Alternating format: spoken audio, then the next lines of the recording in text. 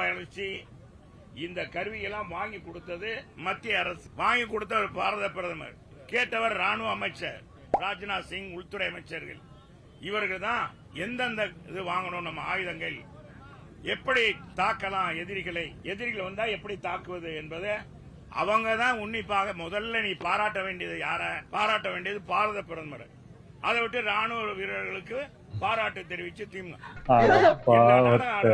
இவங்க என்ன இன்னைக்கு என்னமோ ராணுவ வீரர்களுக்கு ராணுவ வீரர்கள் போர்ல போய் இதுலயா போய் சண்டையா போட்டாங்க, இல்ல சண்டையா போட்டாங்க, இல்ல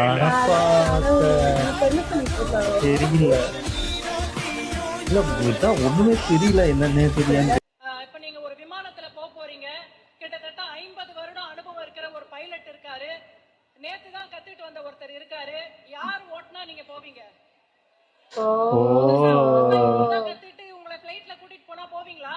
அதுதான் திடீர் அரசியல். இத்தனை நாள் வேற என்னவோ பண்ணிட்டு இருப்பாங்க. இப்ப முதலமைச்சர் ஆசை வந்த உடனே என்ன பண்ணுவாங்க? கூட்டம் கூடனே நான் தான் முதலமைச்சர். பாசிசம் பாயாசம்னு அவர் சொன்னாரு. பாசிசம்னா என்னன்னு யாராவது சொல்ல முடியுமா? பாசிசம்னா என்னன்னு ஒரு 4 வரிகள்ல மேடையில வந்து யாராவது சொல்றீங்களா? இளைஞர்கள்ல ஒருத்தர், யாராவது ஒருத்தர் திடீர்னு வரவங்களை பத்தி கொஞ்சம் இதுவா பேசினாங்க. அதுக்கு ஒரு எக்ஸாம்பிள் சொன்னாங்க மேம். அதாவது 40 வாட்டி பைலட் ஓட்டுனவரைய வச்சு கம்பேர் பண்ணி பேசினாங்க. இப்ப புதுசா பைலட் வரவரை வச்சு கம்பேர் பண்ணி பேசுறீங்க மேம். ஆனா அது அப்படி இல்லை மேம். புதுசா வரவங்களே நம்ம ஏற்கணும்.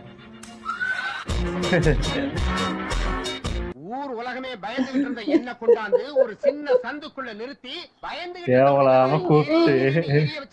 மேம் பாசிசம் பத்தி என்னன்னு கேட்டாங்க.